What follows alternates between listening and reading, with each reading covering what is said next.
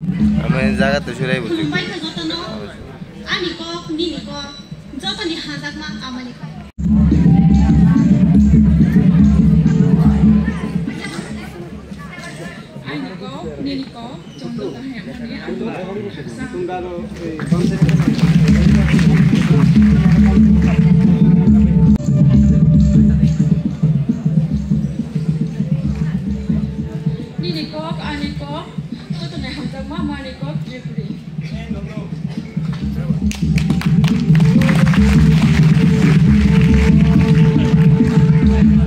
নমস্কার, আমার ভাষা তোমার ভাষা সবার প্রিয় মাতৃভাষা।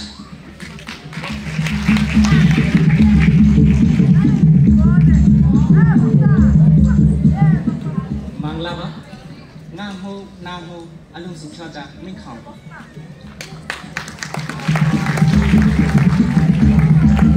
আমি জায়গাতে সরাই বলছি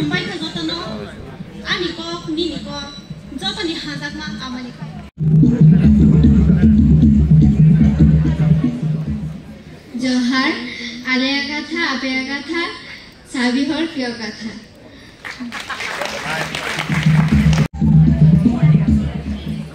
খুলুমকা আনিকো নিনিকো যতনি সংজাগো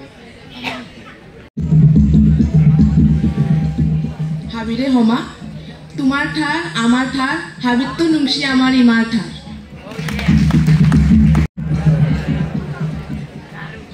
नामिकु आंनिकु प्लाकनी अमानिकु मिथिला नमस्ते मेरी भाषा आपकी भाषा हमारी प्रिय मातृभाषा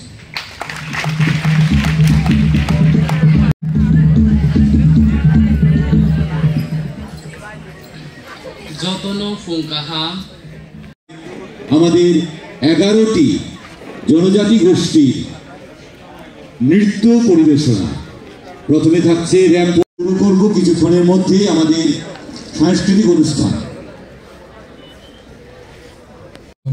মাতৃভাষার জন্য অনন্য ত্যাগের স্বীকৃতি স্বরূপ এই দিনটিকে স্মরণীয় করে রাখতে 1999 সাল থেকে 21শে ফেব্রুয়ারিকে ইউনেস্কো আন্তর্জাতিক মাতৃভাষা দিবস হিসাবে পালনের সিদ্ধান্ত নেয়।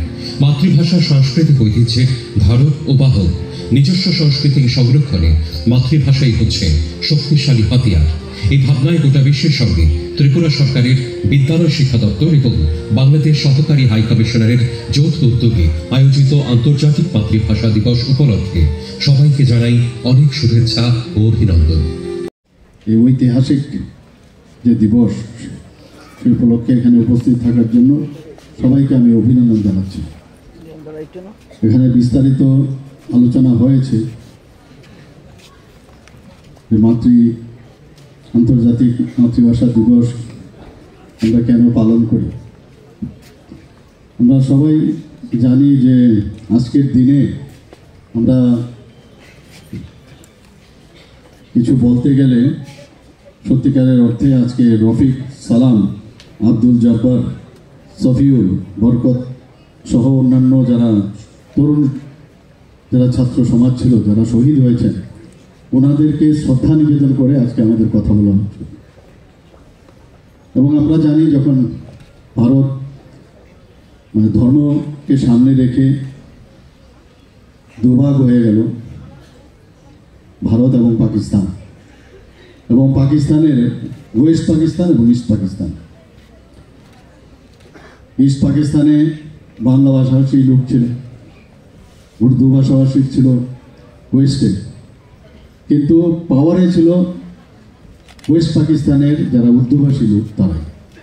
তো তারা জবরদস্তি ইস্ট পাকিস্তান যারা বেশিরভাগই বাংলা ভাষার লোক, তাদের উপর চাপিয়ে দেওয়ার চেষ্টা করেছে। আমরা সবাই জানি যে উর্দু শিখতে হবে, উর্দুতে সব কাজ চলবে, সমস্ত জায়গায়, অফিস থেকে আরম্ভ করে স্কুল কলেজে সব জায়গায়। তো সেটাকে সামনে রেখে যে আন্দোলন শুরু হয়েছিল আমরা এখানে বিস্তারিত আমরা জেনেছি, এবং যেভাবে গুলিবিদ্ধ হয়ে এই তরুণ যাদের নাম আমি একটু আগে বললাম তারা লুটিয়ে পড়ল, আজকের দিনেও সেটা স্মরণ করার দিন। এবং আজকের দিনটা বাঙালিদের জন্য একটা অহংকারের প্রতীক আমি বলবো। এবং আমরা জানি যে মাতৃভাষা হচ্ছে মাতৃদুগ্ধ সমান। আমরা প্রথমে যে কোনো ভাষাভাষীর লোকই হই না কেন, আমরা প্রথমে যে ভাষাটা শিখি তা মাঠ থেকে। এর জন্য বলা হয় মাদার টাং, মাতৃভাষা। মাঠ থেকে যেটা প্রথম শিখি সেটাকেই মাতৃভাষা বলি। এখন সেখানে ককবরক যারা ভাষা যারা বলেন তারাও কিন্তু ওই মাঠ থেকেই শিখেছেন, বা অন্যান্য যারা আছে হিন্দি ভাষাভাষীর হিন্দি শিখেছেন। তো সবাইকে সম্মান দিতে হবে এবং সম্মান না দেওয়াটাও অন্যায়। তার বিরুদ্ধেই যে সবাইকে আমরা সম্মান দেব সেটাকে সামনে রেখে কিন্তু আমাদের এই আন্দোলন হয়েছিল। এবং আজকের দিনে যেটা 1999-এ ইউনেস্কো 17 নভেম্বরে এটা ঘোষণা দিয়েছে আন্তর্জাতিক মাতৃ দিবস। সেটা বাংলার জন্য না, শুধু যে যে ভাষায় কথা বলবে তাদেরকে সম্মান দেওয়ার জন্য আজকের এই আন্তর্জাতিক মাতৃ দিবস। এখানে আমাদের সেক্রেটারি মহোদয় বলার চেষ্টা করেছেন যে মাল্টিলিঙ্গুয়াল, এবারের যে থিম, প্রতি বছরই ওনাদের একটা থিম থাকে, তো এবার যে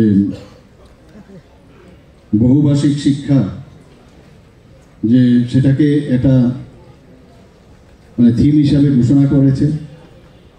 তো আমার মনে হয় যে এটা খুবই মানে ইম্পর্টেন্ট বিষয় এবং আমরা তার প্রতি আমাদের নজর দেওয়া উচিত। এবং দেখুন, আমরা দেখেছি যখনই আমরা অন্য ভাষা আমরা যদি শিখি এবং সেটা যদি আমরা বলতে পারি, তার মধ্যে কিন্তু একটা আনন্দেরও বিষয় থাকে এবং নিজেকে প্রাউডও ফিল করি। পাশাপাশি যখন আমরা সেই ভাষাটা বলি তো অন্যরা দেখে আমাদের দিকে তাকিয়ে থাকে, আরে আপনি এই ভাষা কি করে জানেন? তো এটা একটা গুরুত্বপূর্ণ বিষয় যে অন্যের ভাষা শেখা। নিজের ভাষা তো নিশ্চয়ই জানতে হবে এবং নিজের ভাষার মাধ্যমেই সমস্ত কিছু যে জানার যে আগ্রহ সেটাও কিন্তু সম্ভব এবং তার মধ্যে পরিপূর্ণতাও আসে।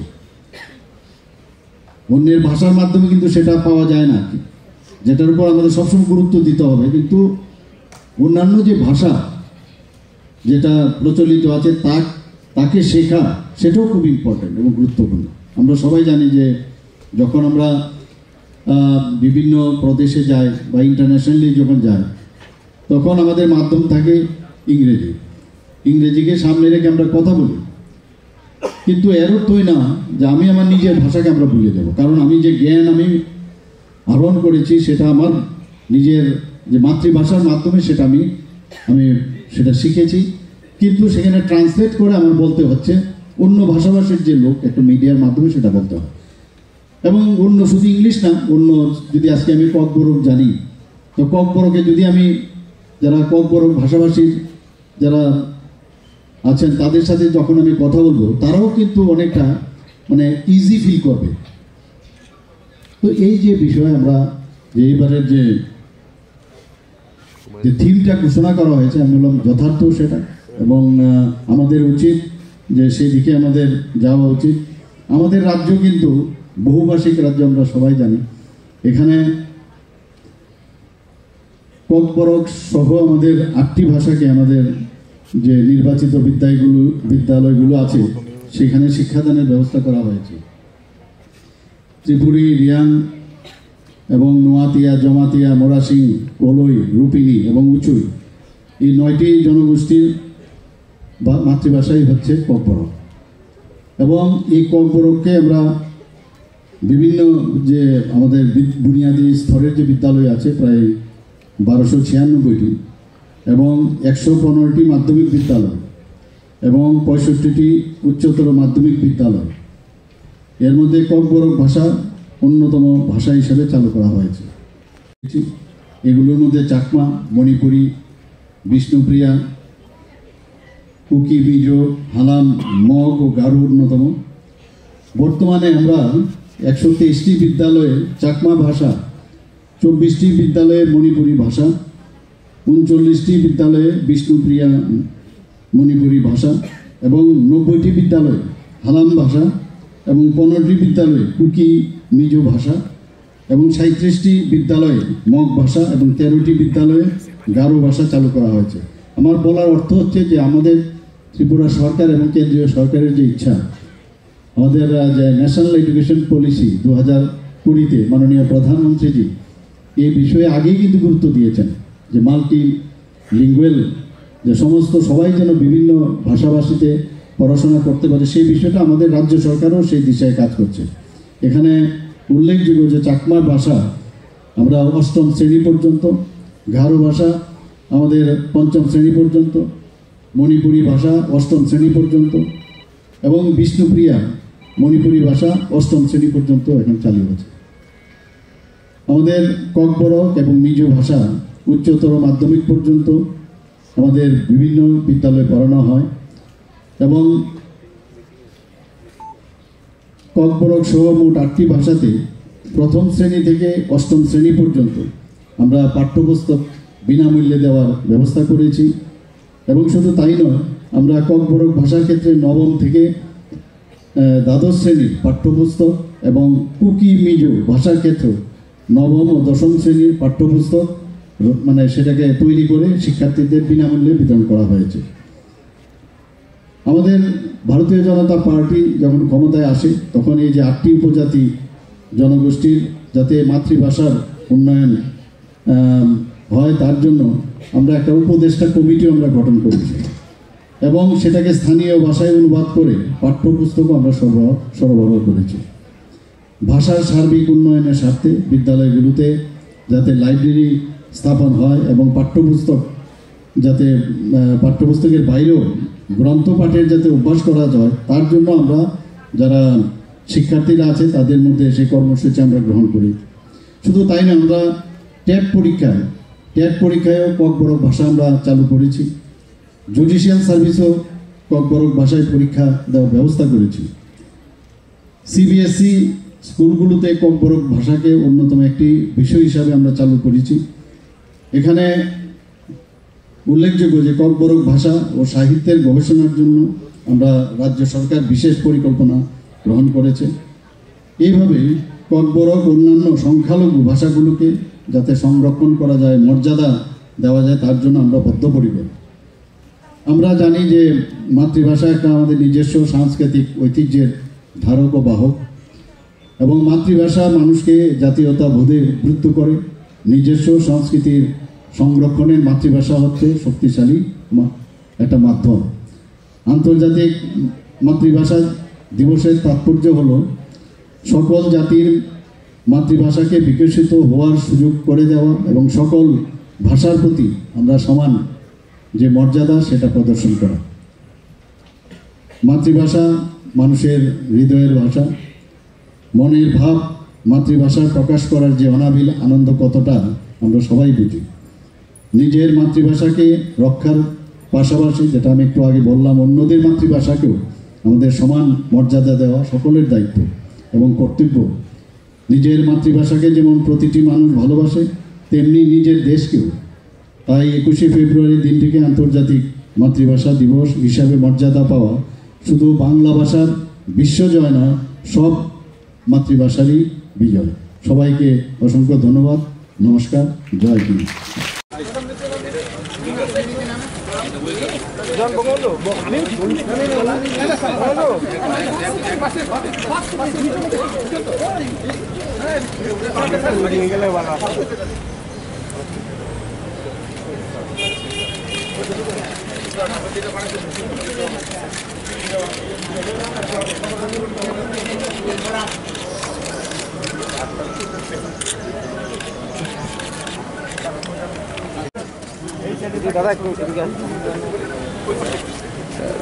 আরে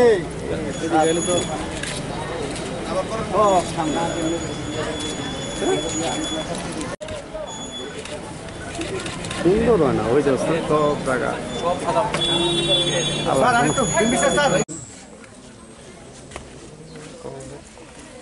আর 21শে ফেব্রুয়ারি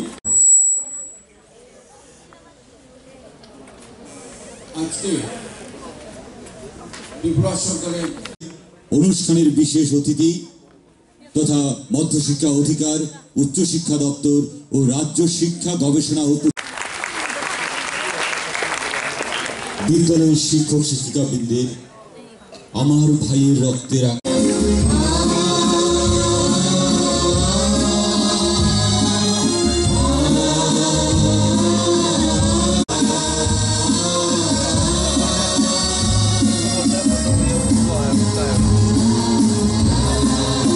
আদান প্রদান রয়েছে, তার মধ্য দিয়ে আমাদের দেশটা উন্নতির